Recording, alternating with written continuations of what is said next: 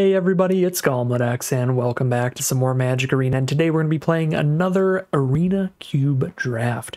Without further ado, let's get into the Pack 1 Pick 1.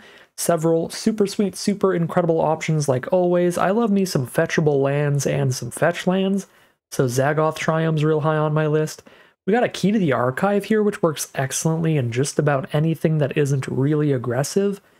Just a super flexible card that's going to be pulling out a very powerful card on average from the spellbook. You just discard a card to draw into something crazy. So Key to the Archive is a pretty big pick here.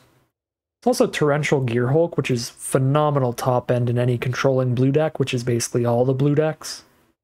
Play a bunch of cheap interaction, then you slam down a Gearhulk at your top end, get a 5/6 on the board while you recast your counterspell or something like that.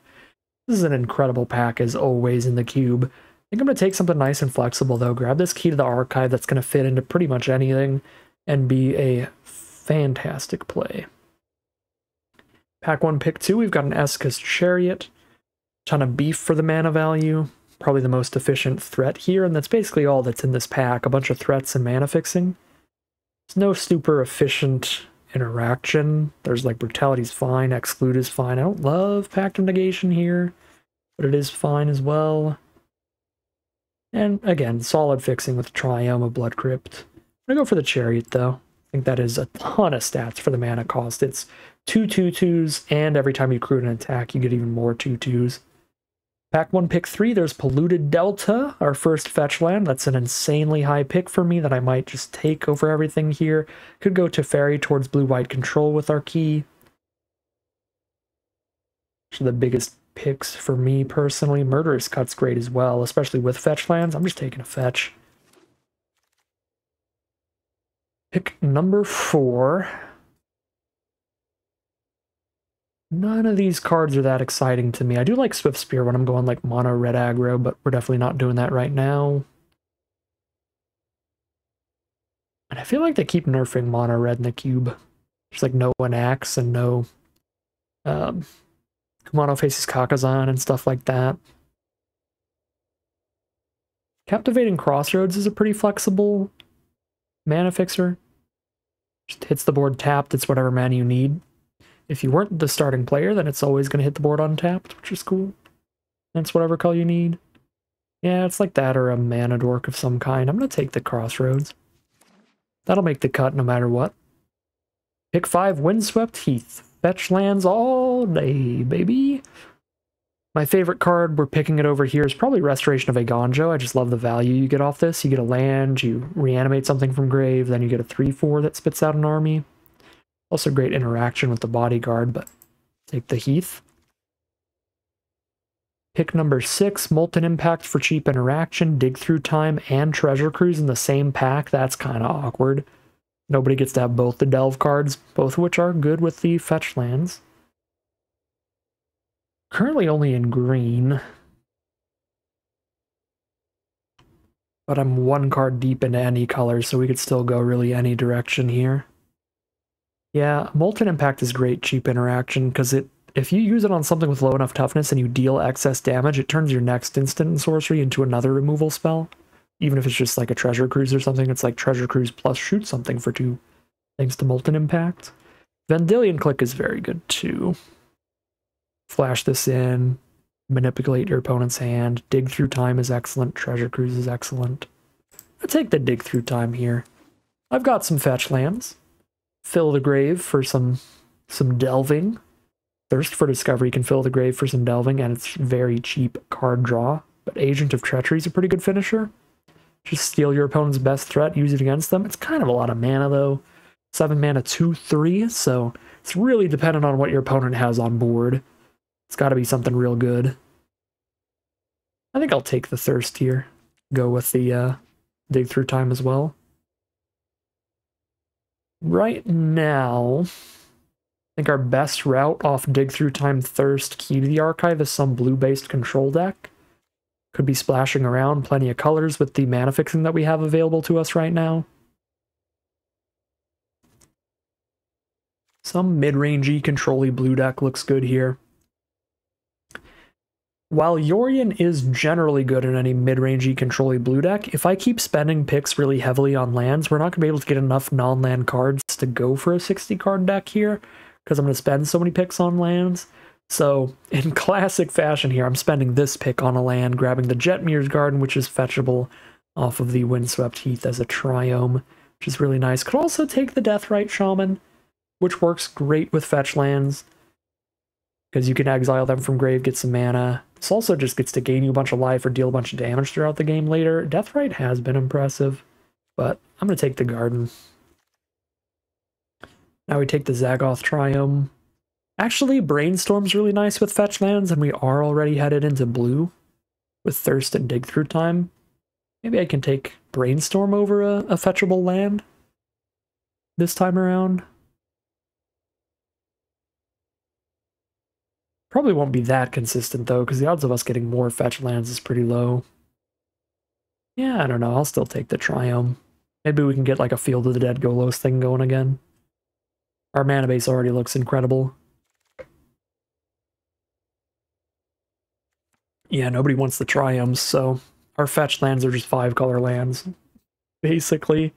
Right, like I can Windswept Heath for a green, black, blue, red, or white source. I can get any color I need off of this, and it's going to be any color I need on like a 2 or 3 color land as well, which is insane. And now we get a Murderous Cut really late, which is great with the fetches and just cheap spells in general. Don't want too much Delve, because they start competing with each other, but we're probably just going to have one Murderous Cut, one Dig Through Time. I doubt Treasure Cruise Wheels, so it should be fine. A Sultai mid-range right now, potentially. I like the start a lot. Just insane mana. Because we've got fetches and triomes. We have 3 triomes and 2 fetches. And we've got a key to the archive as well. And then we're just blue draw spells and figure out where we go from there. We are green-blue right now, so Growth Spiral, Karuga, Botanical Sanctum would all be legit. I don't really like Karuga much. I think it's a little bold to have nothing till 3 mana or greater. You do generally want some pretty cheap interactions, so I'll take Sanctum here. Although Growth Spiral might be fine. I do like Restoration of Egandro a lot. Take that over Wreath. When I've got a bunch of fetch lands and fetchable lands, I'm just going to focus up on those mostly. So unless there's basically nothing left in the pack, I'm not going to take non-fetchable lands like Sanctum. And I don't think Growth Spiral is going to be very impressive when it's going to be pretty hard for our deck to hit exactly green-blue on turn 2. Because Growth Spiral is the kind of card that's significantly better the earlier you cast it. Alright, pack 2, pick 1. What have we here? So no lands that we want. Deeper into blue than anything else. Right now, we're 1 card into every other color. So, could take a blue counterspell like Neutralize or Absorb Energy. I think I like Neutralize better, it's just more flexible. Being able to cycle it away when you don't want it. Could take Guardian Idol for ramp, that's always solid. Ramping up to your big plays. Yeah, maybe I just take Guardian Idol here, actually. Big plays are pretty replaceable, especially when you have this much fixing. So we gotta take the cheap stuff in the interaction first. Mana ramp, removal spells, counter spells. I think these 3 are probably the good picks here. I grab the Guardian Idol. Alright, pack 2, pick 2. No lands again. Got a finisher with Breach the Multiverse. Very flexible card with Shark Typhoon. Cheap interaction with Brazen Borrower to slow somebody down and be a nice little threat. Little flying threat there. We head to blue-black here. Breach as a finisher. I really like Brazen Borrower, though. And this would be our second 3-mana 3/1 flyer, so we can do a lot of evasive beaten down in the sky. Maybe play some tempo stuff, get some flyers down, and just counter everything they do. Really like the idea of that. I'm actually going to take Brazen Borrower. Pack 2, pick number 3. Endotha Triome, Cut Down, Fatal Push. Really good interaction and a Triome here. Fatal Push being another card that's incredible with fetches, because you can crack a fetch and then it destroys something with mana value 4 or less. Cut Down's more consistent because you don't have to crack a fetch for it. But I guess you don't for Fatal Push either, to kill something small. Gyruda's solid. I don't think we're going to play Gyruda, though, in the companion slot at the very least. A lot of our best cards are odd. Mainly the flyers. Don't love this Teferi. It's fine. It's a little slow for the cost. I'm going to take the Fatal Push here. I'm going to get some great interaction. It looks like we are indeed headed towards blue-black. Forsaken Crossroads is fixing for anything. Similar to the Captivating Crossroads, or we can take a Liliana finisher or a Flesh Gorger. Flesh Gorger is pretty flexible. It's a finisher or a 3/3 lifelinker to keep us in the game. It's also an evasive threat, so it's kind of the same theme as these flyers. Just blue-black stuff could be where we're going.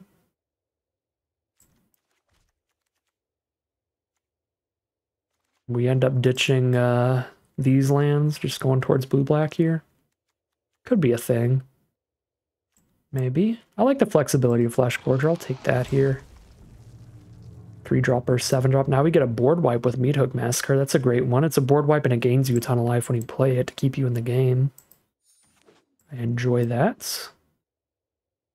Triome just in case. There's nothing really much for blue-black. Muldrifter's fine. Kefnet's always been a little slow for me. Yeah, I'll take a Triome. Speculation. Well, it's kind of impossible to stop me from taking Nicol Bolas, and now we're just blue-black splash Bolas. Bolas is an easy splash with this mana base, though. Now we take a Sulphur Falls. Yeah, I mean, these are just random creatures for more aggressive decks. Not really for this control-y kind of pile. Take the Sulphur Falls there. Another creature for more aggressive deck. We'll take a Negate. That might get cut. Abbott is pretty bad in a deck that has a lot of counter spells and situational spells, because you just exile one of those and you just don't play it. And so it's another just like aggro-only card. So I'll take Apparition, or Vraska feels more likely to get played than Apparition, since she doesn't require 2 mana of 1 color. Triome's fine. Kind of like Electrolyze now that we are in Grixis, though, or Gyruda for another finisher, but I'll take Electrolyze for more interaction. Spell Spear's probably fine. Not particularly exciting. Into the Fire's fine. Not particularly exciting. Alright. So we're a Grixis deck with the ability to splash whatever we want. Shadow Skull Smashing's nice. Play this over one of our lands, and now we've got another removal spell. It's an inefficient one, but basically it's letting us cycle one of our lands to play as removal if we need to.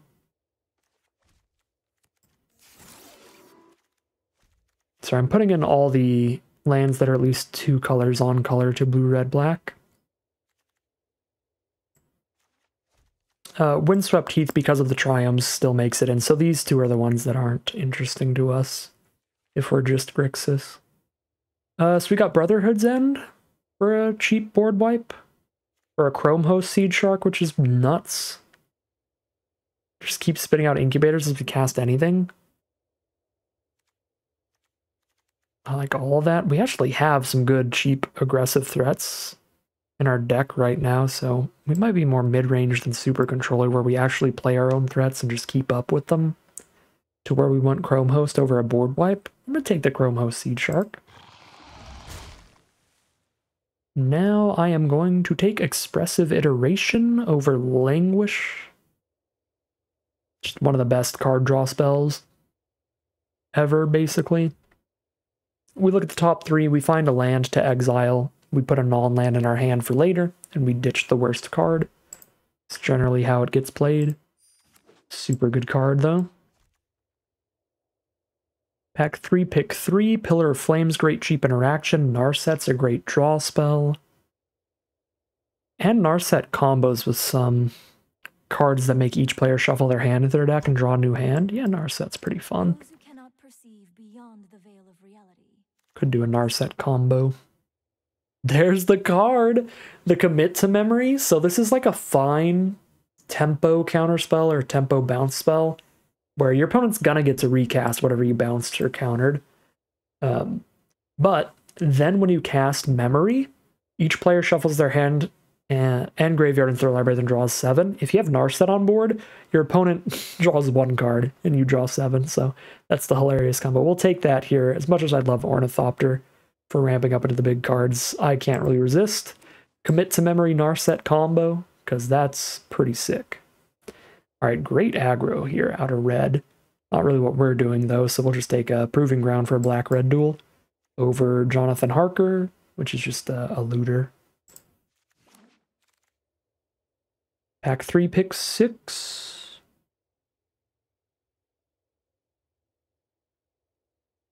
Don't really care about any of this. Blink of an Eye or Scarab God, I guess. But I've got Bolas for a finisher. I guess I'm low enough on finishers to run a Scarab God as well. Right now. I sorted into piles too much to see my actual mana curve. I'm going to take the Blink of an Eye for more interaction, though. Volcanic Spite. Removal, that gives you some card selection. Vesuvian Mist, which is a bounce spell that can also duplicate whatever you bounce, which is really fun. I like that a lot. More tempo stuff. Or there's a board wipe. I think we're playing enough creatures in this that I'm just going to run all 1-for-1s and not run any board wipes. Ooh, this is a hard choice, kind of a sad choice. I think the mana base is good enough to pass up on the Watery Grave, but I would like it a lot. So it's Watery Grave or Prismari Command, really. But I'll take the Prismari Command. I think we're doing good enough on mana here. For our 3-color deck. Well, we did get a board wipe with Brotherhood's End. Once again, we might be more of a Chart-A-Course deck, though. Creature count is only 7, even if they are good evasive threats. I'll take Brotherhood's End. Okay, now we take Aether Channeler. Otawara is nice too. It's actually pretty good when you're flooding out to have a bounce spell available.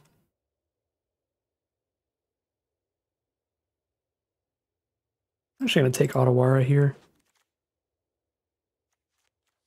Vran that I will not play. Probably the next to this pack is going to be stuff that I will not play. Or the rest of this pack. Not the next to this pack.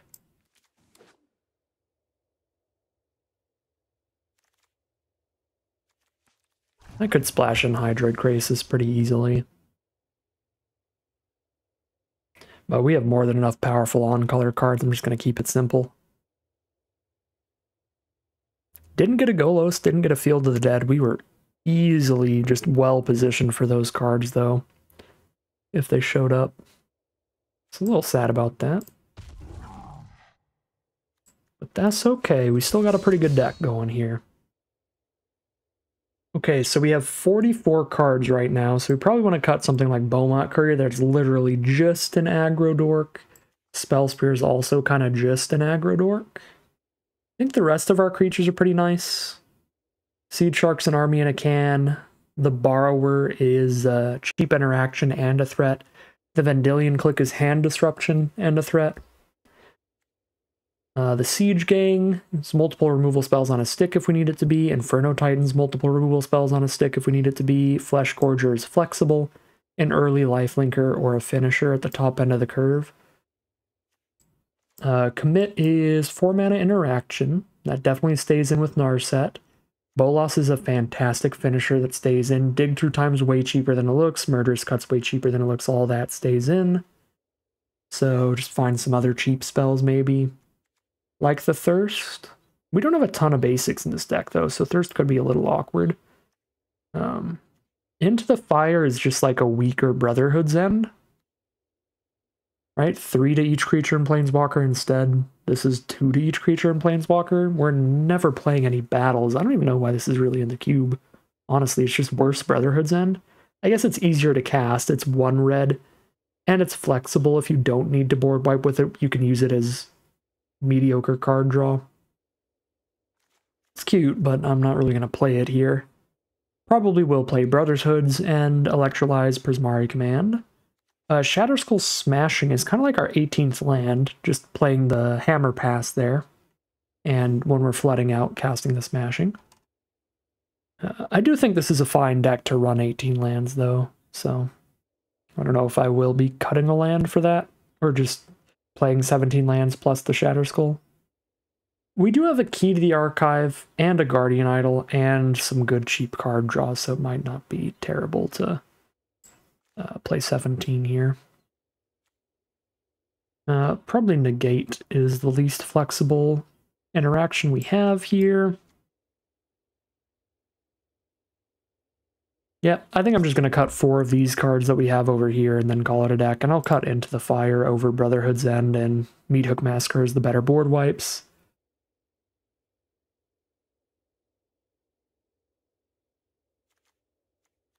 Cut Thirst for Discovery with a lower basic land count, and I'll cut these 2 aggro creatures. We'll try Negate in here. Might play out fine. Yeah. I will call it a deck. Oh, shoot. Never mind. It didn't cut the lands that I separated as useless. So we need to cut these for basic still. So we need to cut Botanical Sanctum. So this is a red-black duel. It's red-green-white, so that's useless. Red-blue duel, red-blue duel, blue-black, any color. This is anything because the triomes. This is anything because the triomes. Yeah. Okay, so just these 2 for basics. And then we've got to check out our colors here. 13 blue cards, 8 red, 4 black. Pretty equal red and black, I would say, because we need double black pretty bad. We need double red pretty bad. But blue is the most important color. 3, 4, 5, 6, 7, 9 blue sources, because we also have Delta and Crossroads. Windswept Heath works too, so that's 10 blue sources. So we're on 10. And then black and red, we're at 1, 2, 3, 4, 5, 6, 7, 8. Because Windswept Heath can grab Zagoth Triumph, so 8 black sources. And for red, we have 1, 2, 3, 4, 5, 6, 7, 8, 9, 10, 11. Good grief. They cut a red source for a blue source at least. So now it's 11 blue sources, 10 red sources, 9 black sources. That's actually 8 black sources, so it's 11, 10, 8 right now. I think I will go 11, 10, 8 actually, because we need double red here early. We need red early for all 4 of these spells. We need double red here and here. We only need double black on Meathook. Other than that, it's a single black on Fatal Push, single black on Murderous Cut and Bolas. So yeah, 11, 10, 8 seems right. And now we will call it a deck there. Alright, here's a look at the final deck list for today. It's going to be another Grixis control deck with another Nicol Bolas at the top end. You all know how much I love my Bolas. So this time, once again, plenty of cheap interaction. Prismari Command, Electrolyze, Blink of an Eye, Vesuvian Mist, Fatal Push to slow our opponent down. Sometimes we've got some cheap evasive threats to play a little tempo game with Vendilion Click, Brazen Borrower, Chrome Host, Seed Shark. So if we are against another controlling deck, if we can resolve one of these and get some beating down going, try to outrace our opponent there. But if we are against aggro, we do play a pretty traditional control game plan, slowing them down, maybe getting to a board wipe like Brotherhood's End or Meathook Massacre, and then dropping down a massive finisher like Nicol Bolas God Pharaoh or Inferno Titan or Flesh Gorger or something. So Another pretty nice looking deck today. Pretty excited to see how it does. So without further ado, let's head into the gameplay. All right, here we are on the play for game one. Perfect mana. The mana base is going to be confusing, I'm not going to lie, because the polluted deltas and stuff. Making sure we grab the right lands. So we go Proving Ground into Delta for an untapped blue source, right? Just for a natural island to play Iteration. Well, I guess we're playing Iteration turn 3, though, so I could Crossroads on blue. That seems legit. Let's Crossroads on blue, and then Iteration turn 3, because we want to do this turn 3 so we can exile a land and play that. No 3-drop to cast. I guess I could play Vendilion Click. Yeah, actually hold up for that. We'll play Delta, grab an island for Vendilion Click, and do that this turn. See what's going on in our opponent's hand. So they're going to Seek the Wilds, get a land into play, seek a 4-mana value card to their hand. I guess I'm supposed to do that during their draw step, really, rather than their end step, since I didn't have any other instance to play. But it's whatever. Let's see. Oh, mono green, they say. Got Karuga in the companion slot. This is a bunch of expensive cards. They have 4 mana out. They only have 1 green source, which is interesting.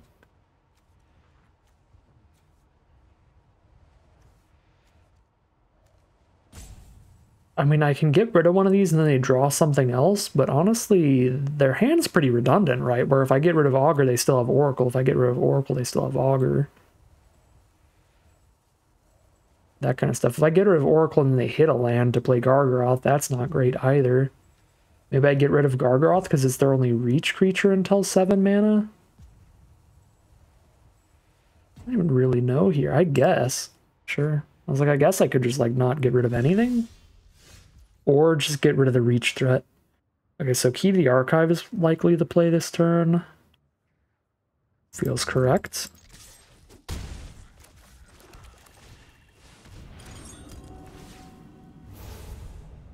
Demonic Tutor, Despark, Putrefy.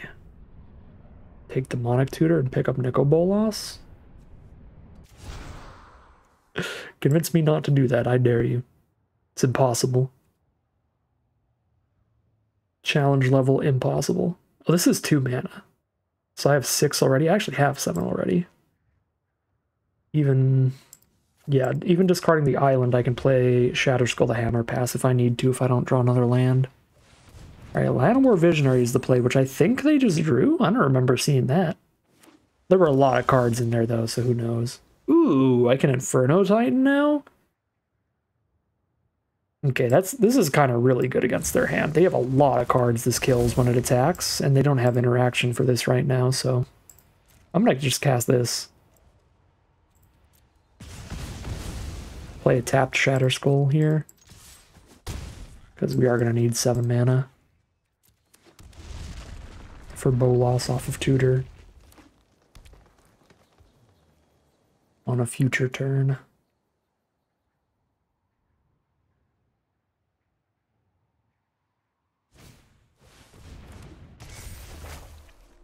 The Huntsman's Redemption grabs them a 3/3, and they can sack it to search for whatever they want next turn.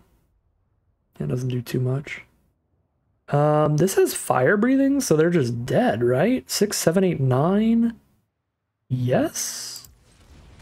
6, 7, 8, 9, 10, 11, 12, and then oh, this doesn't hit tokens. Never mind, they're not quite dead. I think I can kill them off Demonic Tutor for something.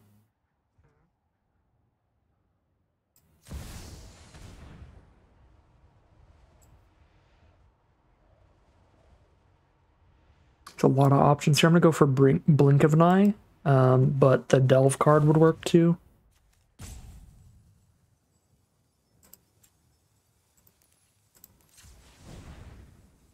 Oh, okay, cool. Yeah, we just activate that.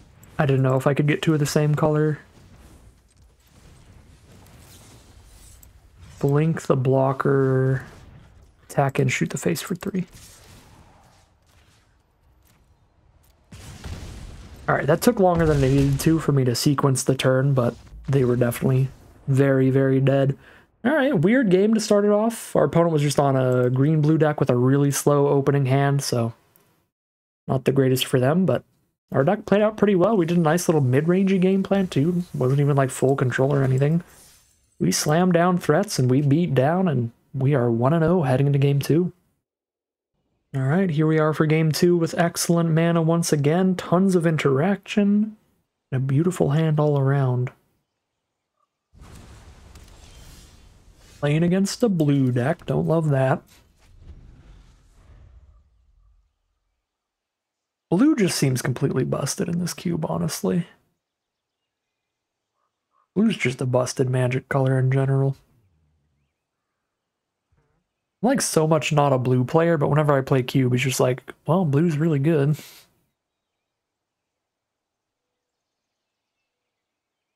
I gotta go back to my mono red roots. It's been a while since I've drafted a mono red deck in cube.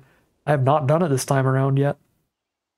But they keep nerfing it. They cut Kumano Face's Kakazan? Like, what are you doing? That card is phenomenal. Alright, I need a red source for Brotherhood's End. Although they're blue-whites, it's probably not that good. So a red and a black source seems good to me.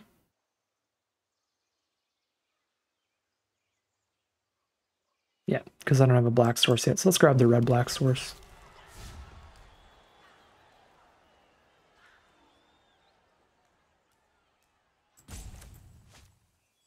I'm kind of happy having a gate in this matchup against a fellow blue player. Malcolm. Electrolyze looking pretty sweet against that. Or Brotherhood's End, if they play more threats.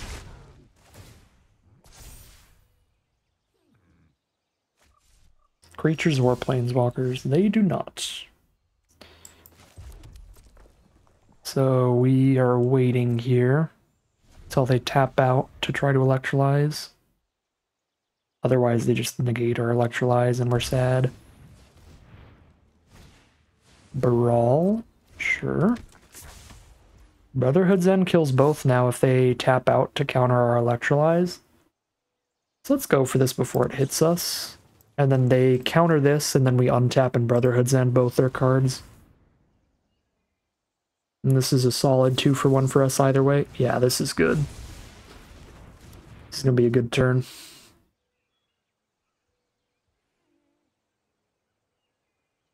Although I will be tapped out, which isn't great, but... clear out these two.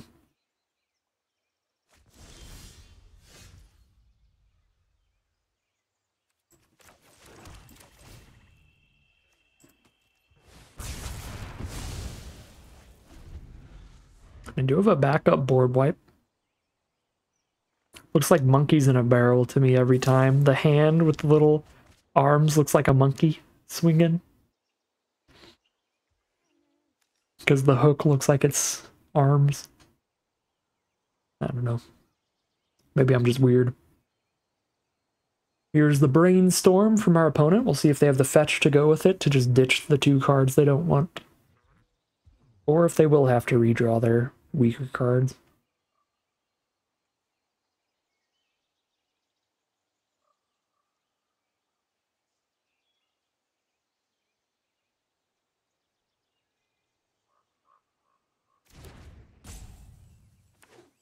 Nice, they do have the fetch to go with it.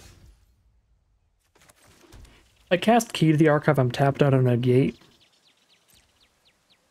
I'm just not gonna do that right now, because I don't need its mana immediately.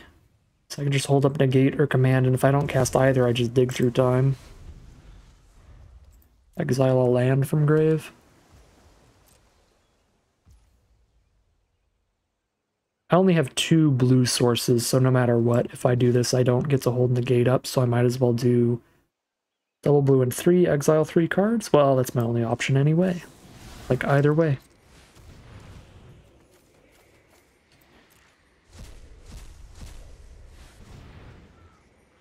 I've got to delve that much with the amount of lands I have regardless.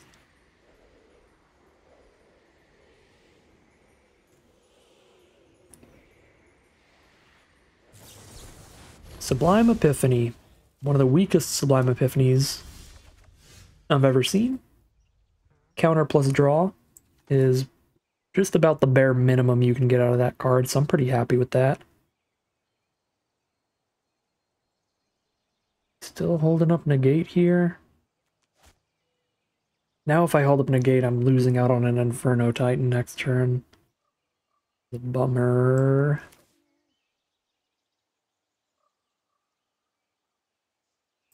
What does this do? Get a treasure off Prismari Command to still Inferno Titan next turn. I'll hold up the Negate. I really don't want them to slam down a Teferi or something.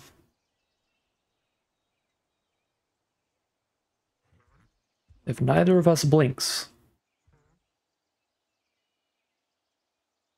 then the game never ends.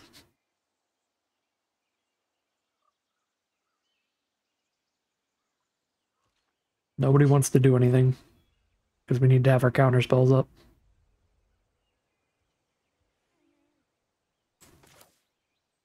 Yeah, let's do some card selection here.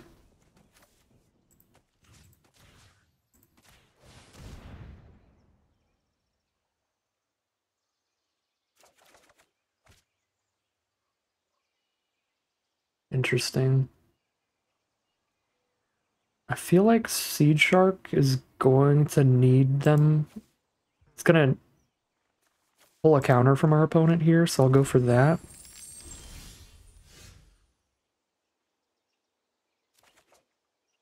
They got the Vendilion Click.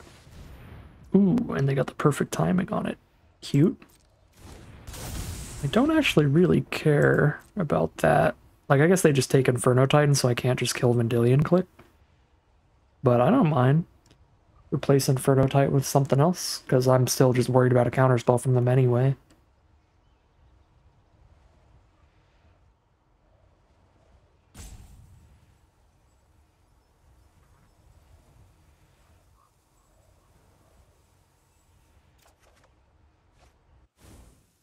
Wait, what did they ditch?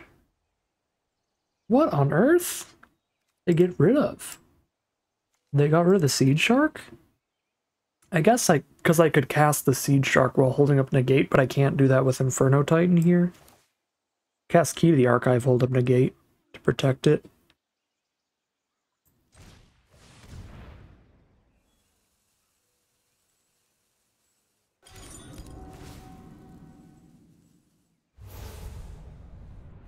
Lightning Bolt seems solid here, or Doomblade, honestly.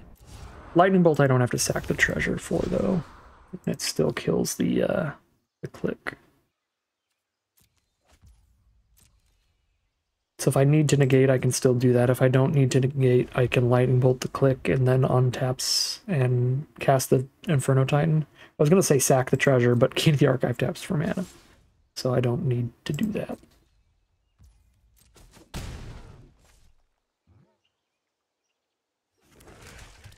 Alright. Ooh, that is a creature land.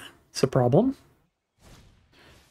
A little hard to interact with. Here's a hard evidence for an 0/3 and they draw a card. 2 cards in hand. It's got to be like double counter here. I'll actually hold the Lightning Bolt to deal with this Hive now and try to Inferno Titan the click.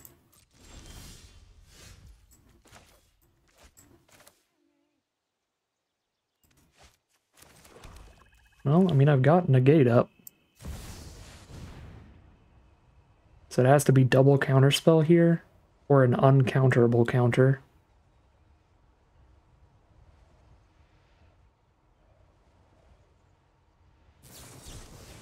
Boss's Intervention, counter unless I pay a chunk.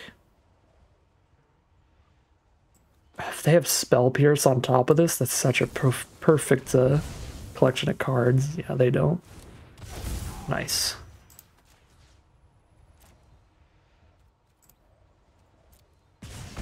Well, this looks pretty good. Like, I've got the Bolt for their land, so it's Inferno Titan versus their 1 card in hand, and I've got Narset to take over after they use their 1-for-1 removal here. And then Narsets our win condition, getting ahead in card advantage here. Countering their card advantage as well. Oh, I guess they've got a bigger creature land. I completely forgot about the Hall of Storm Giants. Okay, that's terrifying. I guess I kind of have to trade into that. Sure.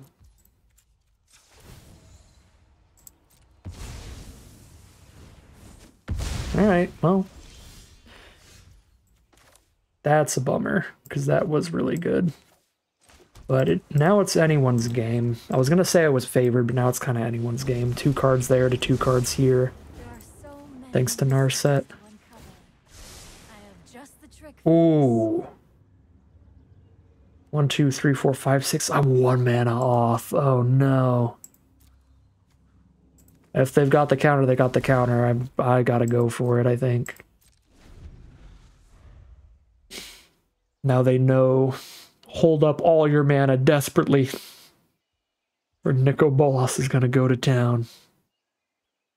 Their clue token is useless during their turn.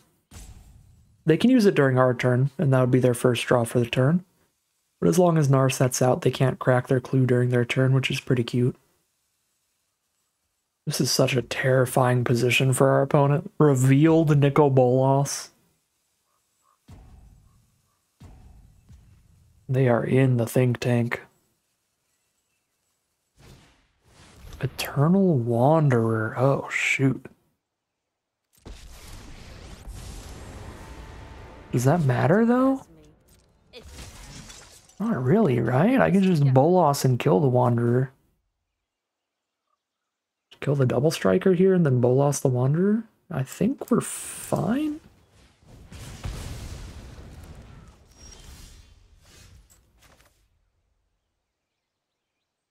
Actually could even blink of an eye something here.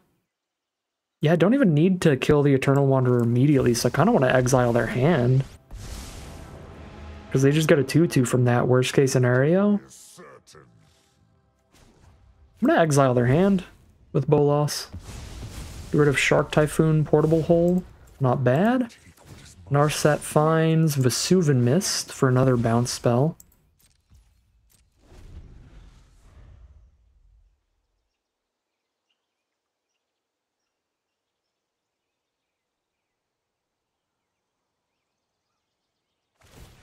Alright, get a Samurai from the Wanderer. Activate the Hive. Happens when it attacks. Exile a card from my graveyard. That's fine. I don't have any flashback or anything in there. Kill Narset so they can actually use their card draw.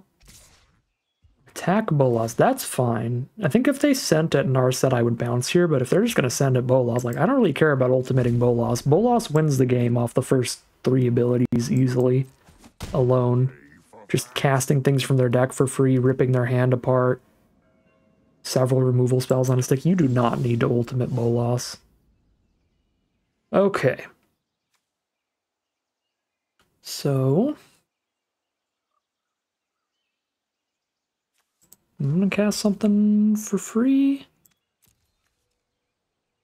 I choose 1 creature that player controls, they sack the rest.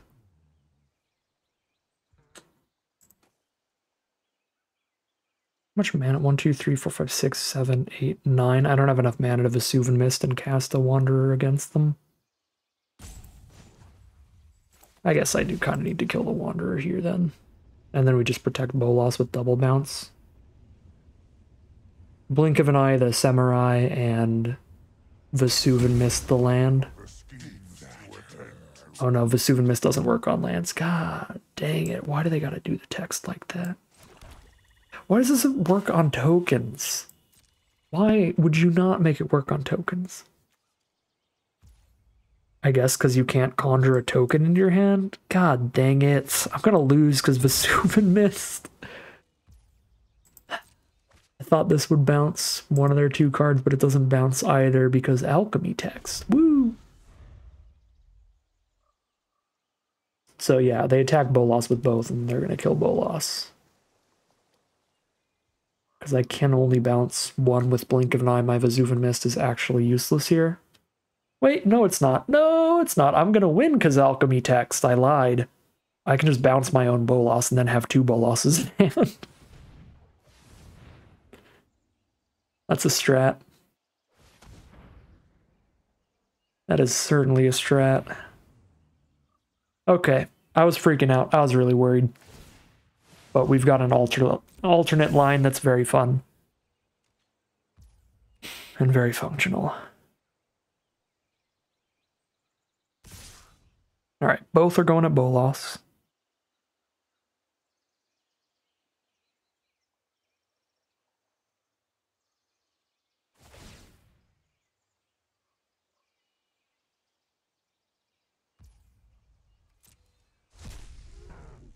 If they have a counter spell, they're not going to use it unless they have to. So if I blink of an eye this, they're not going to counter in response because Bolas is still dying. So we might as well just insta-Vesuv and miss the Bolas. That way, if it's a counter spell where I can pay to stop it, I'll be fine. Okay, well now I have to blink of an eye Bolas as well. Alright. Cool. I don't get double Bolas, but 1 Bolas is enough.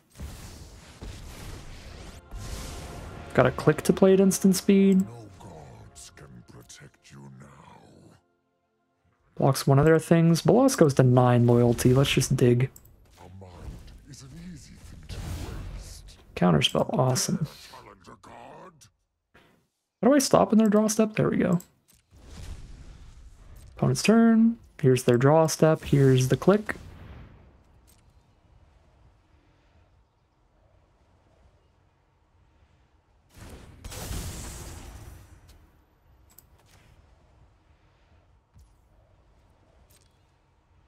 Planes, cool.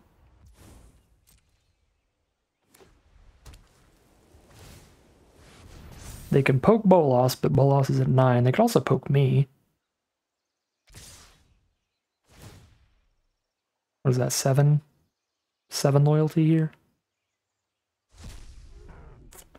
If I chump the double striker, Bolas is still at 6, and I can use removal on the 2/2.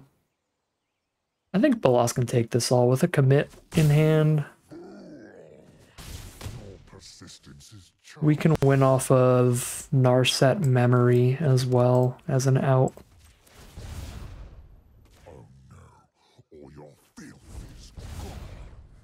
You came here with a plan.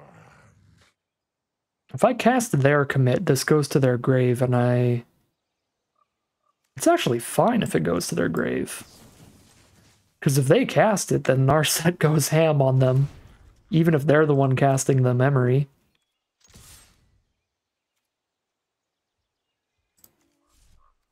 No, let's still protect Bolas.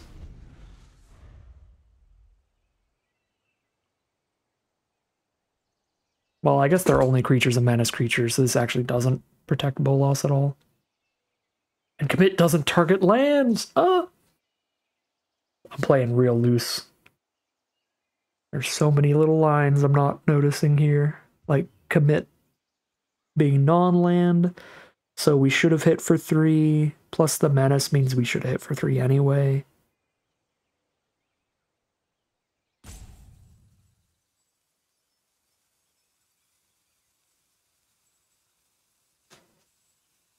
Oh snap, they might actually kill Narset this turn.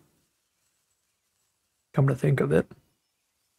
So that they can cast their own memory.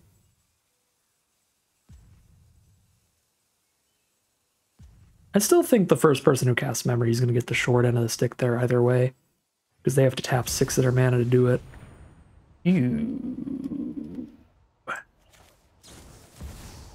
No. I don't know why I went to full control mode for that.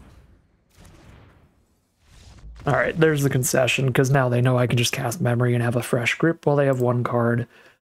Sloppy game. Luckily just carried by the power of our deck, the power of our draws there. We are now 2-0 heading into game 3. And we were going to do the thing. We were going to do the Narset thing. We were going to draw 7 while they drew 1. But they conceded, so we didn't get to. But that's fair enough. That game was long by that point. Alright, game number 3. Very solid mana. We do need a 3rd land. But we get 1 land, and Narset and Prismari Commander ready. Murderous Cut's ready after we cast those. And there's Stuff Engrave. This is not the best hand I've ever kept, but I don't think it's quite a mulligan.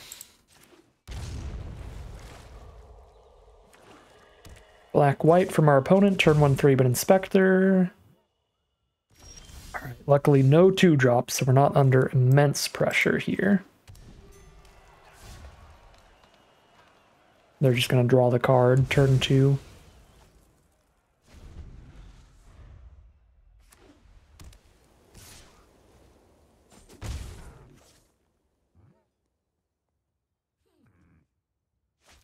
Turn 3, they're going to ephemerate the Inspector to draw another card.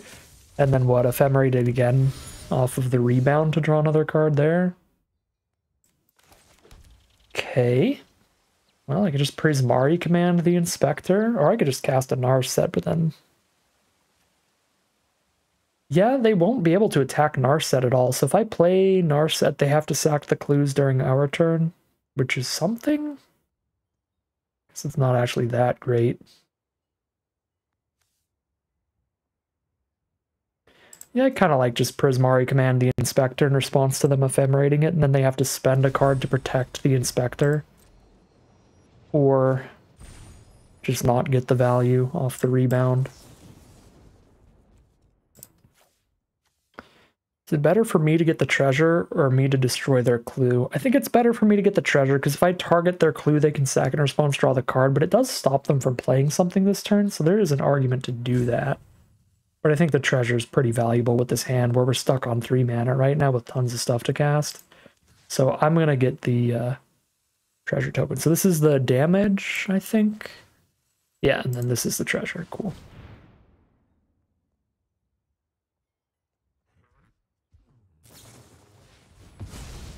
Okay. They want a mana tithe to protect their 1/2. That's pretty cool with me. It does protect their card draw, but now they don't have a mana tithe for anything really scary I might try to do later. And is this 1 or both, or just 1? Choose 1. Dang, I can't kill their clues and their creatures. But I can kill their creatures. That is probably the play. Because Kellen's kind of scary. They still on 3 mana? They were last turn. They could have played a 4th land if they had one. Spellbinder. Oh, Paulo, why did you have to make such an obnoxious card?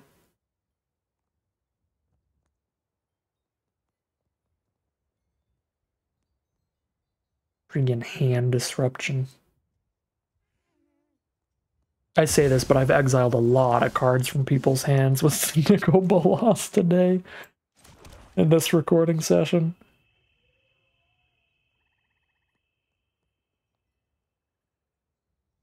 Siege Gang is a weird choice. That would be about the last thing I would have picked. And I guess that's fine. Got 2 cards in Grave, so I can't Murder's Cut, Paulo, and play Narset. Got Narset plus Commit to Memory, so I really want to protect that. I want to keep Meat Hook against Black-White to kill multiple cards. Just tap out for Murder's Cut, I guess, while they're tapped out too. Because I'm not going to be holding up mana for anything else anyway. I guess I could have Murder's Cutted plus Narsetted. Would have been 2 mana. Yeah, I could have doubled up, actually. I was incorrect with my counting. I thought I was 1 mana off, but I was actually just there already. Alright. Find me something, Narset. Bolas.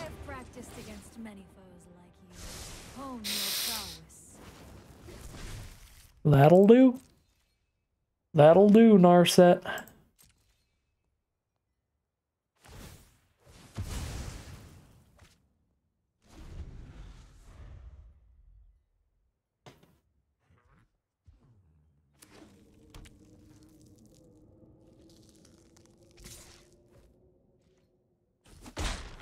sloppy technique.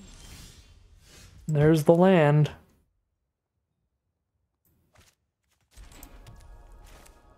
We just say parry this casual.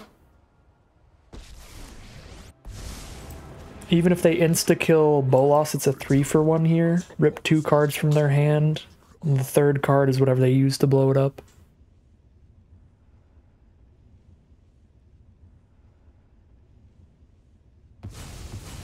I'm not particularly concerned about trying to memory Narset combo against a deck that has enough creatures to just kill Narset. Yeah, we're not going to make it there. Let's just draw the second card of Narset while I still can, so they can't just poker for 1 and stop me from drawing another card. I don't like playing with my hand revealed, but Paulo does what Paulo does. So there's the pile-on for Bolas. We're still ahead here, I think. Not a ton, but definitely enough to win. Because Siege Gang is going to be really good on this board. They're down to 2 cards. Well, that doesn't actually do anything on Chapter 1. So they just... they do search for the best card in their deck still, so that's still a nightmare, but... yeah, no, that's enough to just win, because then they reanimate Bolas against me. I guess I can commit my own Bolas when they reanimate it. I can't though, right? Because you can only target stuff on the board, and this isn't casting it? Oh no, this isn't like Elspeth Conquers Death. It's way worse. It's just a creature. It is from any graveyard, but it is just a creature, so they're just going to get Paulo back and be annoying again. Yeah, they're just going to get Paulo back.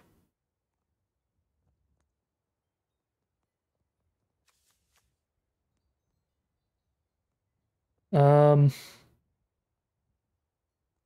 guess I let them get the creature, then I meat hook them, so we just hold up a commit here. I don't want to Siege Gang into my own meat hook.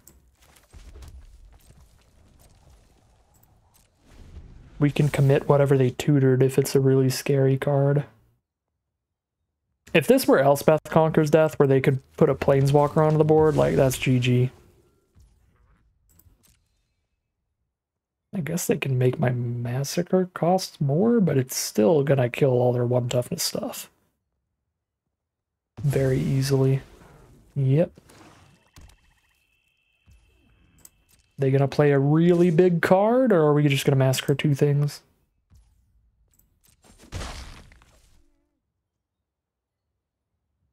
Two cards in their hand. I lied. 3 cards in their hand. Lauren of the Third Path. Well, that's good timing. Right after I got the Guardian Idol to the board. F to pay respect. I'm not going to commit my own Guardian Idol. It's just gone. Now I get to kill 3 things with Meat Hook Massacre, so there's that. I'm not going to Vesuvian Mist any of those.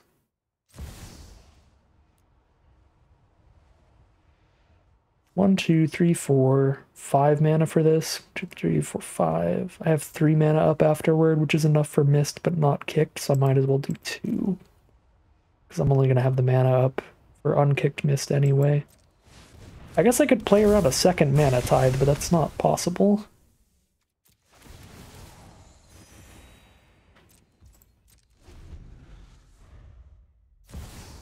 Sarah Paragon. That is very, very, very, very, very, very, very, very.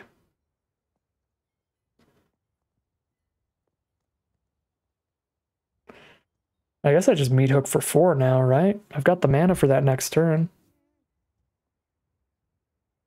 I won't have the mana for that if I try to miss next turn, so I just missed my own Meat Hook here. And then just do it for 4, which I can do even if they tax it. This game's pretty wild. Still just like anybody's game right now.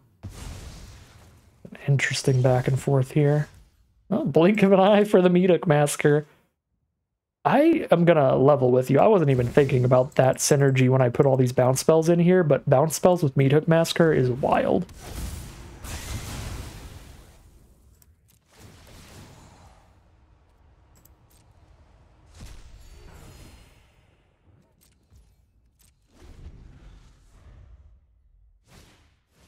Portable hole. They're gonna exile my meat hook massacre, make sure I can't do that anymore. No. I'm gonna do my own thing.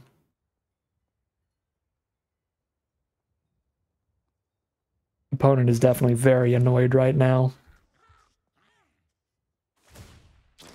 I would be accidentally turning on sticky keys. Slamming the keyboard.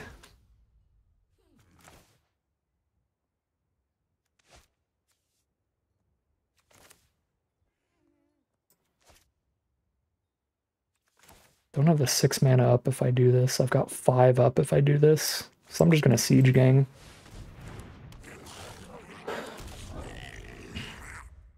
Once I draw one more land, I'll Siege Shark, hold up, commit.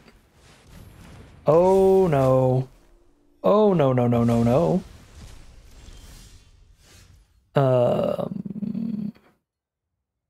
If they chapter 3, they put an Echo Bolas on board. We can't let them chapter 3. I have to commit that. If nothing else, I'm still going to do more digging and see if we can find something better to do about that.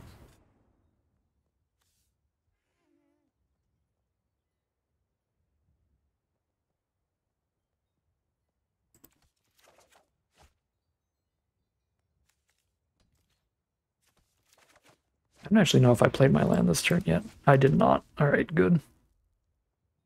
7 mana to play with. I can play Siege Shark and commit Elspeth Conquers Death next turn. So that is probably the line. So this turn we're on... Just play a Brazen Borrower, get some beatdown going. I guess I've got the mana to Siege Shark and play the Borrower or the Petty Theft. I just can't do the Borrower and the Petty Theft here. Which is fine. We're just trying to outrace this now.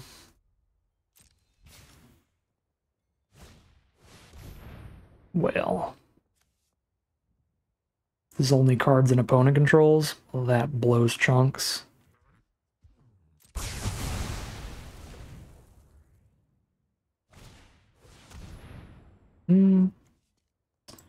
Guess it kills a spirit.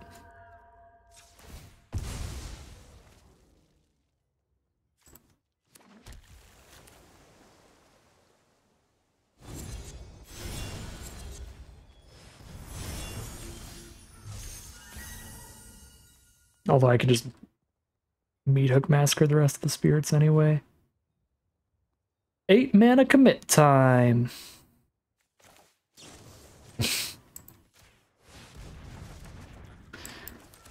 Cool.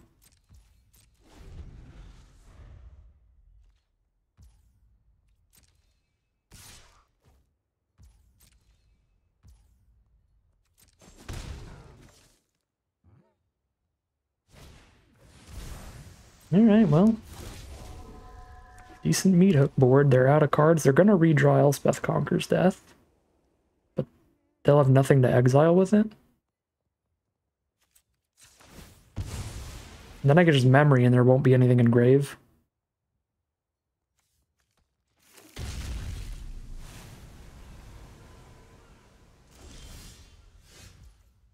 Fatal Push. Destroys creatures only.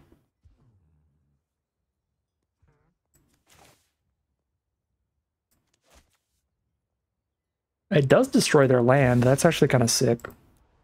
That would destroy their land.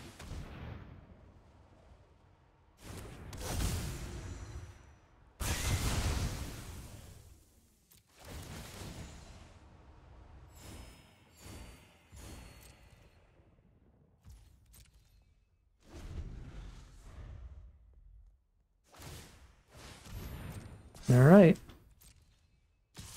Goodbye, cave.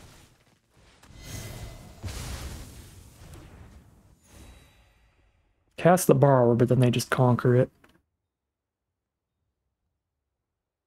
We're gonna have to get this out of the way at some point, regardless. Let's go for it.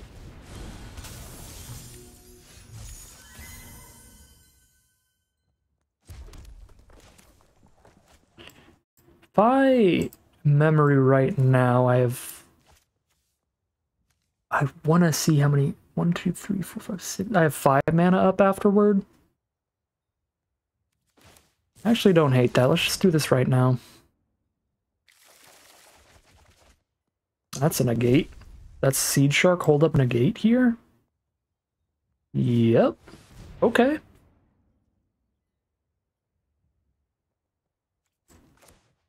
Now, obviously, there's nothing in Grave, so we're not that worried about Elspeth Conqueror's death anymore. We do need to be worried about literally anything else, because they have a full grip. It's a problem with memory, but... Immortal Sun. The solid negate target. And there's the concession from our opponent. All right. Long game, but that's going to happen with some control nonsense going on, and a really grindy, good card advantage kind of black-white deck from our opponent. That is yet another victory, undefeated so far at 3-0, at least going 50-50 on this run, but we'll see if we can keep it up heading into Game 4.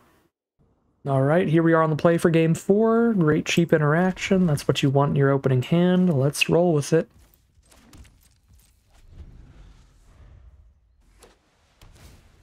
Giver of Runes, turn 1. That looks like prime fatal push target, but I could get to Prismari command as well. Yeah, and Brotherhood's End could be a thing too. Actually wait here. Although I do need to find red sources. We've got the black for fatal push thanks to that, but we need red for these other cards. Yeah, I might have to fatal push this just because I don't have red mana.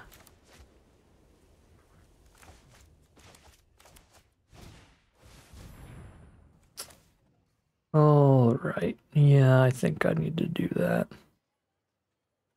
before they tax me here.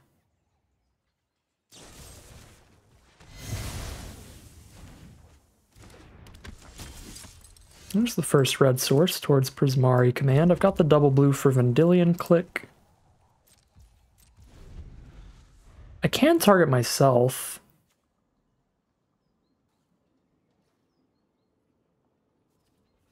I don't think I'm ditching anything right now. I'm trying to find the second red source, though. This is their upkeep still. I did this at the wrong time. I was supposed to click once for them to draw the card.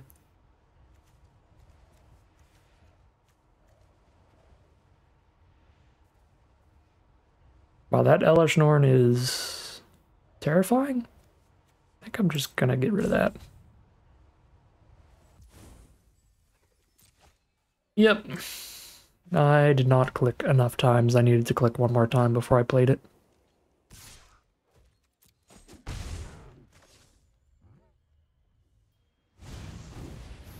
Well, everything else we've seen from them dies to Brotherhood's End. And here's the red source, so... could go for that here.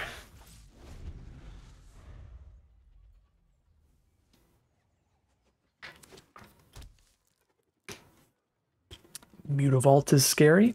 All creature lands are. Okay, they've got an Elesh Norn coming up, the 4/7 that doubles up their ETBs. Stops our enter the battlefield. And survives Brotherhood's End.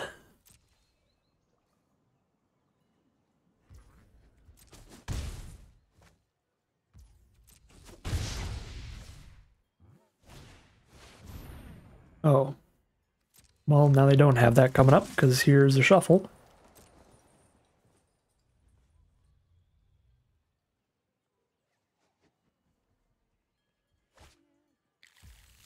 Okay, a couple more cards that die to Brotherhood's End.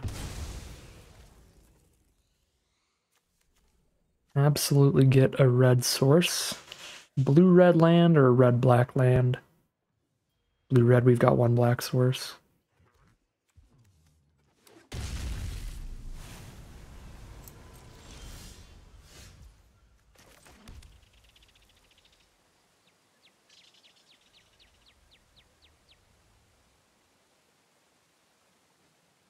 Guess with 2 more creatures coming up from them, I should Prismari command and trade click off.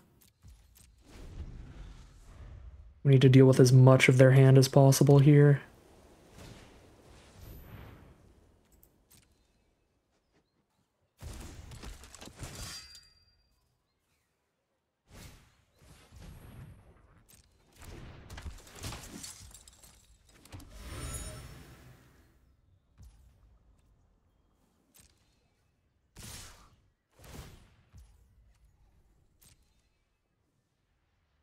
Oh boy, they've got an Elspeth coming up too. This is probably just a bit too much stuff.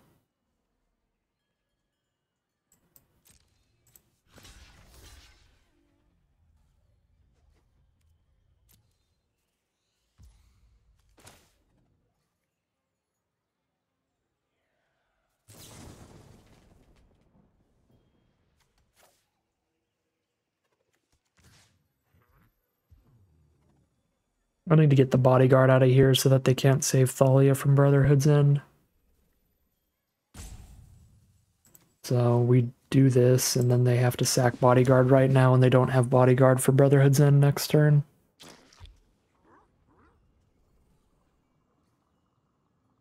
Should have just traded with Ranger Vios instead of Kellen here. Because really, they're all going to die next turn, so might as well stop one more point of damage.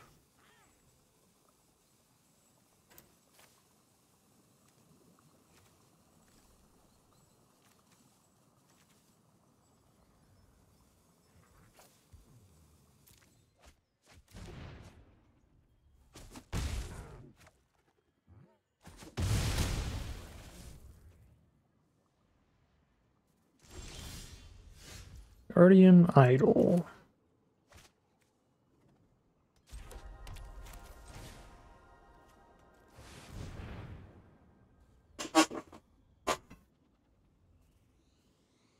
Now they just activate a Mutavault, put 2 counters on it, make it a 4/4 flyer, or they just activate Mutavault and get a 1/1. Can't blink an eye a Mutavault.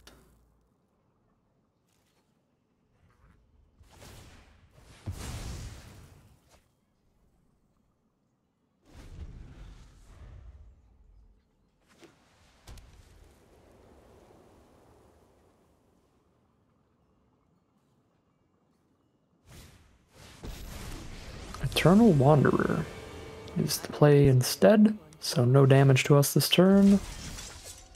Find key to the archive. I guess we dig.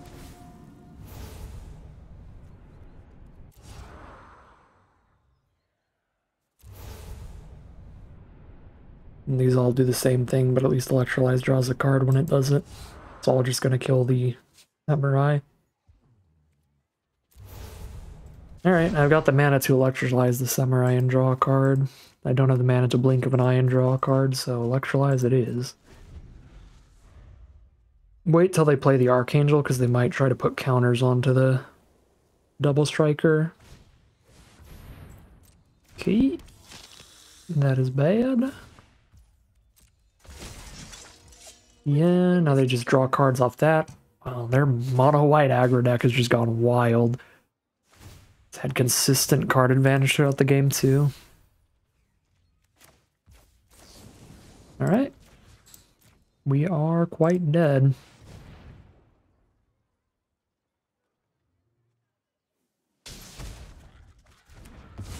Siege Gang's not going to be enough. I guess I've got 9 mana, which is enough to sack 2 goblins to kill 2 2/2s. Just take the 2 in the sky.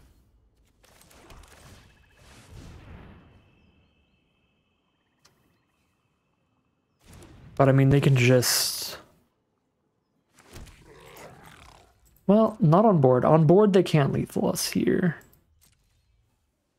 I was going to say they can just put more counters onto the Welcoming Vampire since I can't kill that without throwing 2 goblins at it. But it's like, even if they do that, I go to 1. Which is still alive for 1 more turn. I don't think there's any outs to all this nonsense, though. Just every white card in the cube. Okay, well that was not a great line.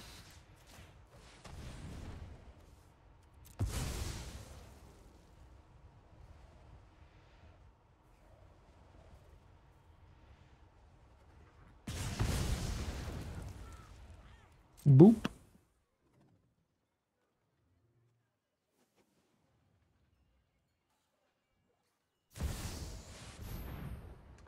Wow, yeah, it really is just the greatest white cards in the cube. They got a Paragon over there too.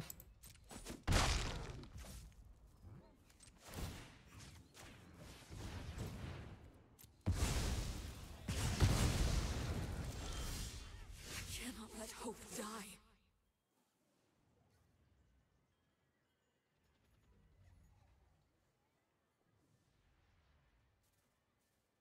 The only way to not die in the sky is to kill the Paragon here.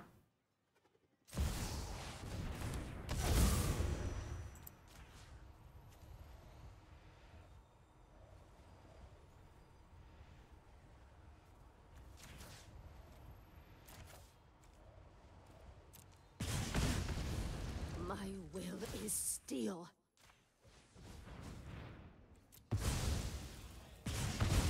That was probably the best draw we could have had.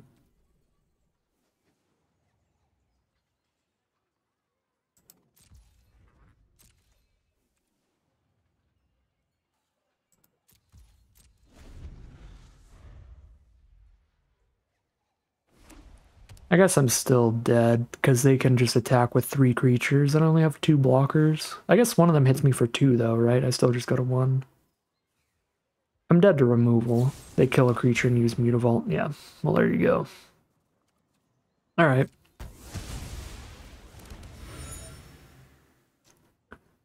Tried pretty hard.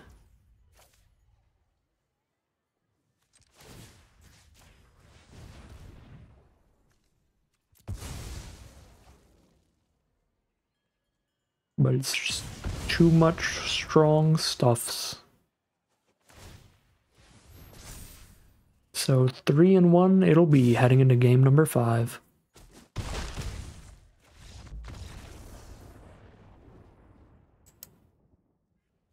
Alright, here we are for game number 5. Very solid little opener here. Just get some blue sources down for the double blue spells. Playing against Rakdos with a turn 2 Misery's Shadow. That's scary. It's pretty quick. Do I need to just petty theft that immediately? I might. I think I do want to buy some time with this hand. For the Meat Hook Massacre to go pretty wild later.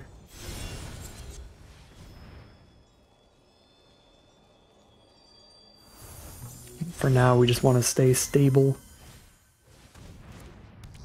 Yep, that worked fine for us. Don't really want to draw more lands, so I'm going to play the Windswept Heath.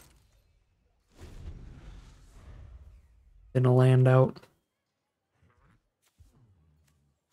Got 1 black source here, so we want Windswept to grab a black source ideally. Ooh, NT is nasty. Yeah, we need double black badly. So Windswept for a black source.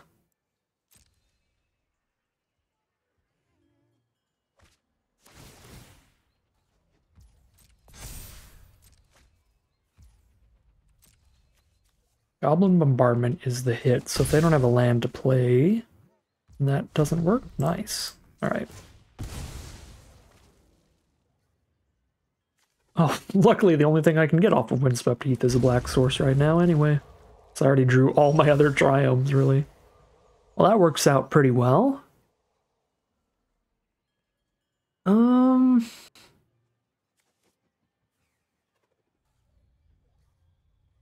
Don't really want to play any creatures into the board wipe, and I don't want to board wipe till I can kill all their creatures, which is not right now. So, hold up Otawara or Vendilion Click, which is still playing a creature into a board wipe, but at least it has a good ETB.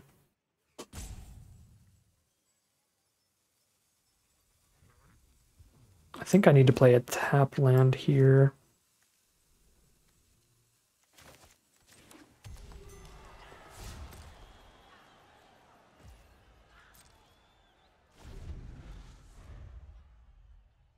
So I can play the untapped land whatever turn I cast Meat Hook Massacre. Hoping they put a counter on Inti instead of Misery's Shadow here.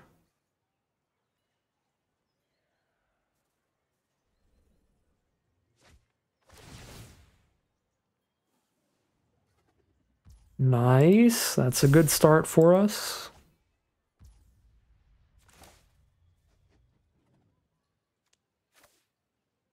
Yeah, I'm gonna cash this in here. This could get them to spend removal as well. I think I need to see what's going on in there.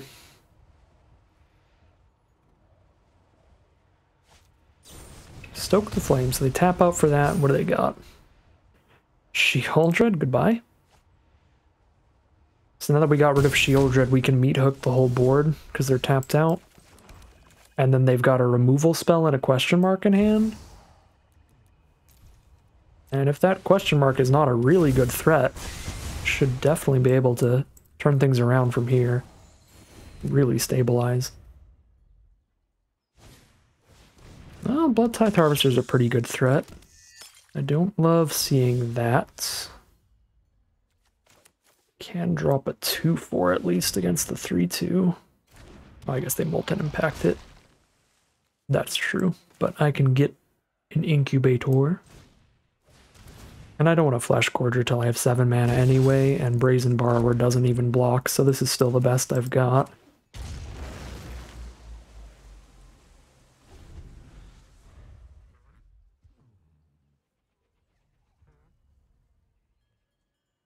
Alright, impact it, 1-for-1 trade there. Got the 2/2 to flip and block the Harvester with. Also got the 7 mana for Flesh Gorger.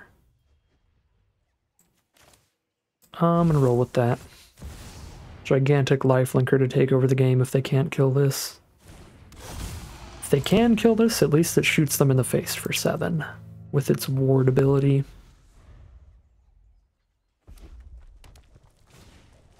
Ophiomancer?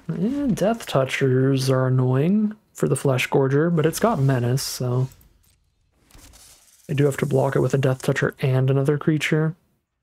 Again, Vesuvan Mist can't bounce their tokens, which is a big bummer. Can Otawara?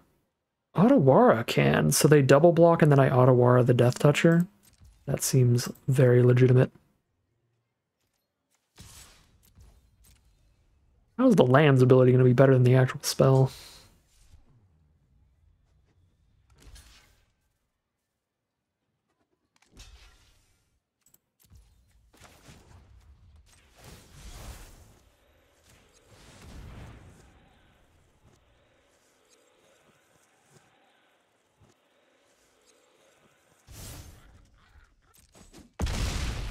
Alright, gain 1 million.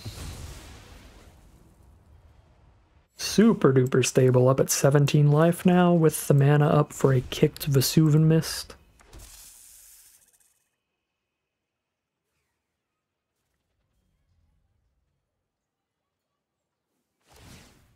They're gonna crack a blood token, ditch a land, draw a card. Drop another land for a Glorybringer. I would enjoy a copy of Glorybringer to kill the Ophiomancer, then the Death Toucher later.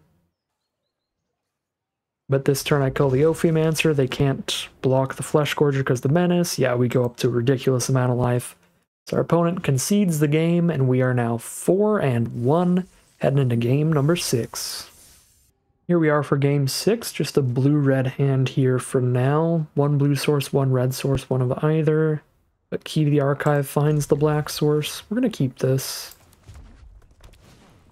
I guess Crossroads is an untapped land for us, so we'll play that when we need untapped mana. We don't right now, so let's play a tapped Shatter Skull. Mono red looking like a good matchup for Brotherhood's End. Also looking like a good matchup for the Robber of the Rich for them. They exiled a Triome. Alright, so at least they didn't get anything yet. Alright, Island, and now I can Petty Theft or Vesuvian Mist, and we play the Crossroads on red and Brotherhood's End turn 3. Crossroads on white, so they're red-white. They exiled another land from our deck. Deal 3. No extra play here. Inferno Titan coming up at 6 mana. I'm still just going to board wipe, I think. Just right now.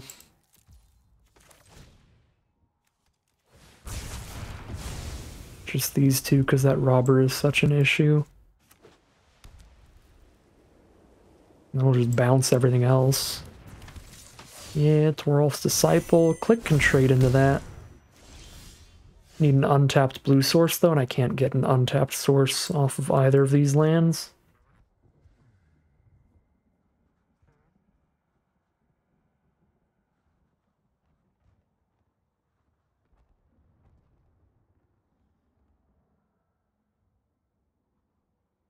So I can play Unkicked Vesuvian Mist or a Petty Theft. That's what I can do this turn. Okay.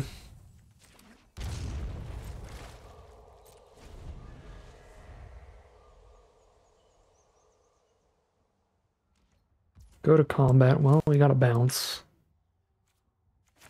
Do the Petty Theft.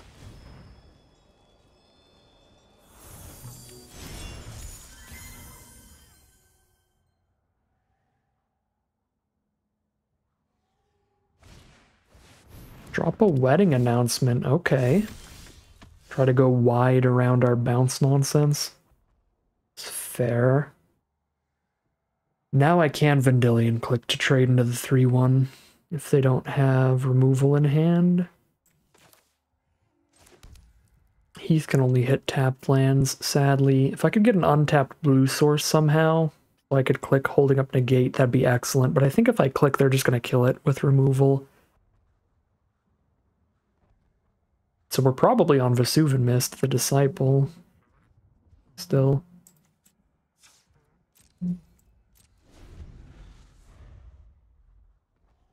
Really hope to just draw land 6. Yeah.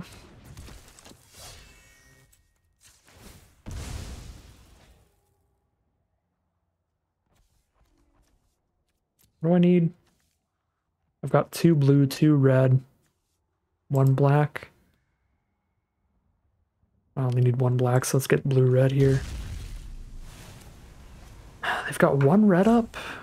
Unless they have literal lightning bolt, click might actually trade here.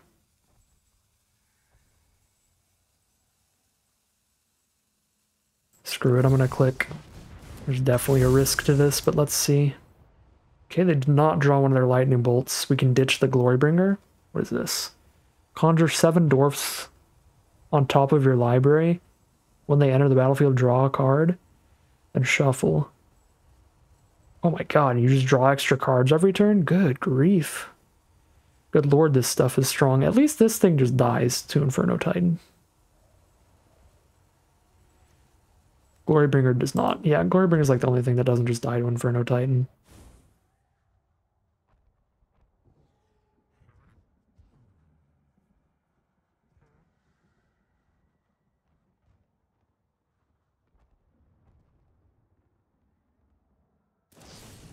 No shot. We ditched the card with Vendilion click and it just draws them into the lightning bolt. Oh my god. Good day to be our opponent, this one. And we don't hit land 6 here. Well, that's probably it then. That's hilarious. My prowess is unmatched when you keep an open mind. Well, what can you do?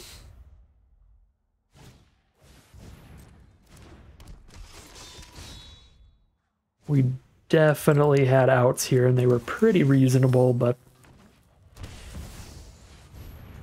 got the polar opposite of that last turn. That was disgusting.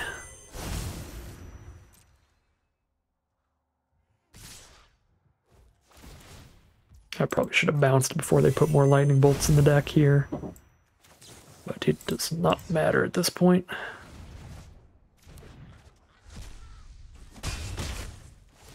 We are monumentally dead. Unless we find Meat Hook. This is not Meat Hook, so GG. 4 life here.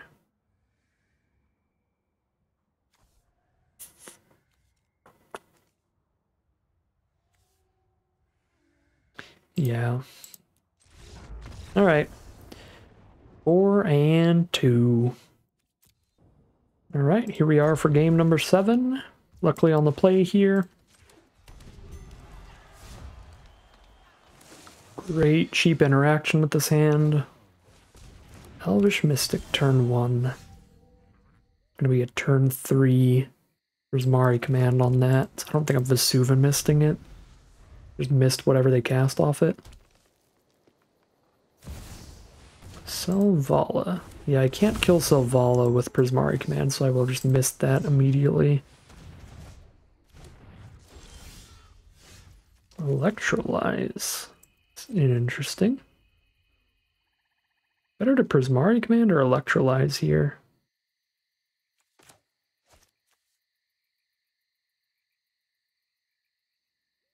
I think probably Prismari command. Get the treasure. I'm gonna do it right now, just in case they kept a 2-lander. It's possible. Nope. So here comes Selvala.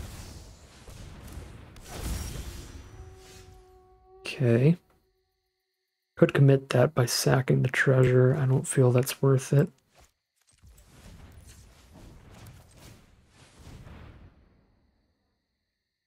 Borrow a hand, land on board. I actually need land pretty bad, I think. 7-drop coming up, that's really good.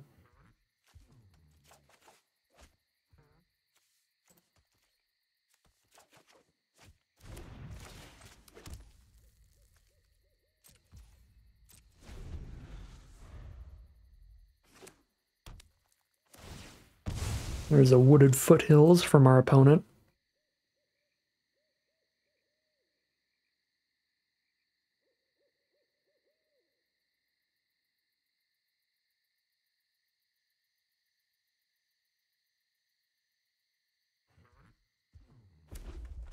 Finds a mountain, so they are indeed green-red. They're grueling it up. Ooh, and a Bloodbraid Elf here? Alright, well, we are going to need to find board wipe, Meat Hook Massacre, Brotherhood's End. Luckily, we can dig through time to find it. Could also electrolyze a Bloodbraid to stop a couple damage here if I crack the treasure.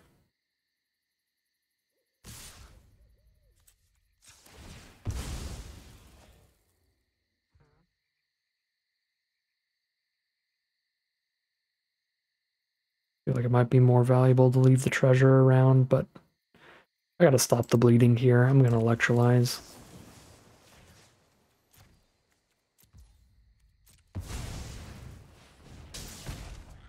Find a Bolas. Now I really wish I still had the treasure. We're at 5 out of 7 mana here. How many cards in grave for Dig? 5? Dig costs 3 mana.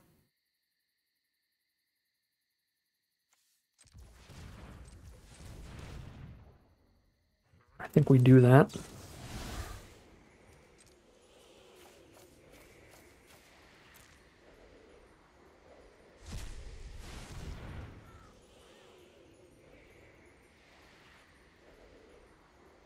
None of these are board wipe staying. Dig for the Wrath and do not find. Get some 2-drops that we can actually cast here. I'm going to take a Murderous Cut and a Brazen Borrower. This way I can cast a piece of interaction next turn. Stay alive. Oh, the Selvala card draw engine Means like even if we stabilize, they're still gonna have a full grip. Prime time. Not good. Not good. Bounce the Savella so they don't draw a card. Probably have to just bounce the prime time. So they have to spend most of their mana next turn recasting it.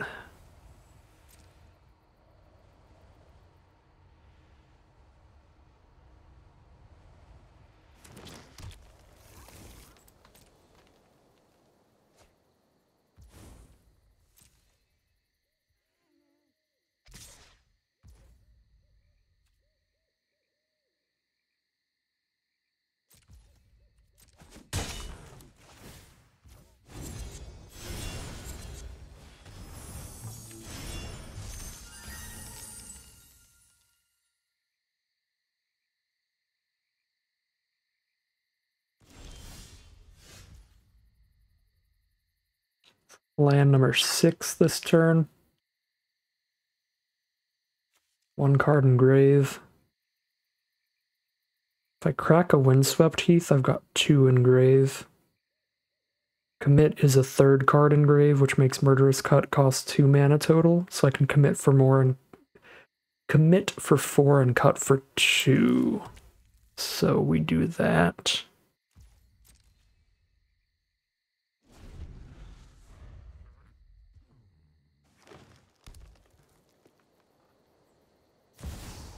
I'm gonna let it well, if I let it resolve, they have more mana to play around with, but I can also commit the Primeval into their deck when they search, so they shuffle it away.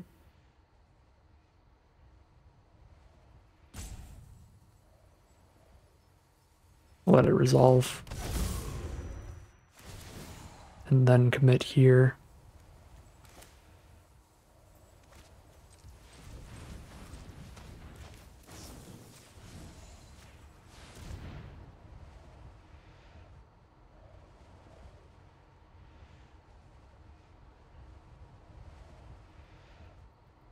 I guess I can Savala into a bunch of mana while it's still around. God, yeah, this is really bad. If I committed before it resolved, at least they wouldn't draw the card off Selvala and then get the mana. And then I can Murderous Cut Selvala before their next card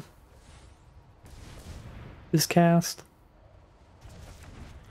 I guess I can still Murderous Cut Selvala before the next card is cast. I guess they could choose not to get the lands to keep Primeval second, because it is a May ability, but they are going to get the lands.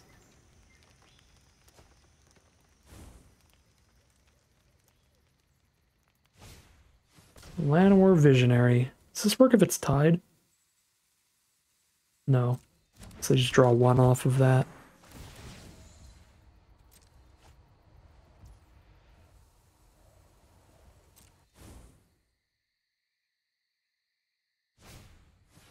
Legion Horde Boss. Okay, that's tied as well.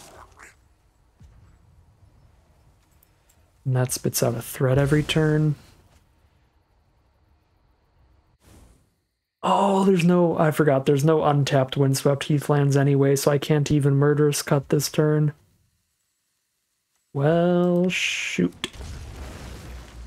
Then we're in a real bad spot.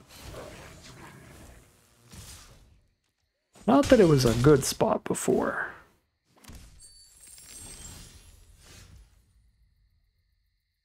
I could cast a Bolas just to send a message. That cannot possibly be correct, though. I can't imagine there's anything in their hand that they could have that wouldn't just kill us here.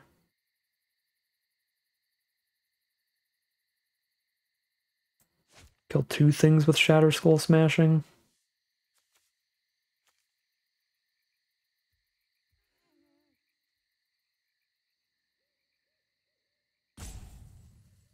If I don't play it as a land.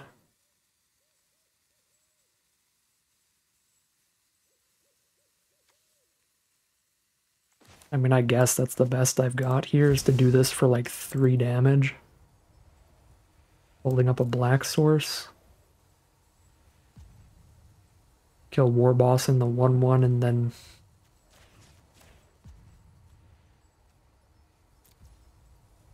Murderous Cut or Fatal Push, a 2/3.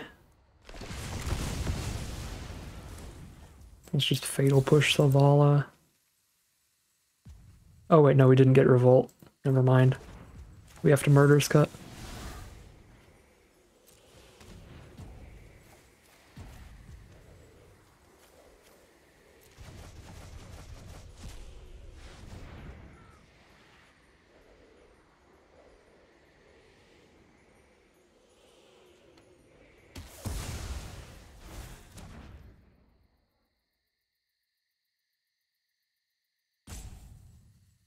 Well, this game could have gone a lot differently because we had lots of options for like when to bounce, what to kill, stuff like that. Maybe if we had interacted with Selvala more early, we could have got somewhere. We're super dead to Crater Hoof. I don't know. It's going to be a hard battle. Either way. It is going to be 4-3 to end off this draft. Solid, positive record, but we are down in value. We're down 1,000 gold. It's a little bit of a disappointing ending here. I think the deck was pretty great. We had a few rough showings, a few bits of rough variants there, like the ending of our second loss was really sad. But yeah, overall, I mean, I think the deck was good. The game plan was solid. Everything worked out fine. Just doesn't quite get there. Just a 4-3 solid average run. Nothing super special. Nothing super terrible. We'll take it. Grab our 3,000 gold. Our random card rewards. I was going to say random rare rewards, but we only got one rare this time around. But yeah, that's going to do it. That will end today's video. As always, I'd like to thank my patrons and YouTube members for their support, as well as you for watching this video. If you enjoyed this video and you're interested in seeing more, you can always like, comment, and subscribe to tell the YouTube algorithm to send you some more in your recommended feed. If you'd like to catch me live, you can check out the Twitch channel in the link in the description below. And if you'd like to support the channel directly, you can check out the Patreon link in the description below. But other than that, as always, thank you very much for watching, and I'll see you again soon for some more Magic Arena.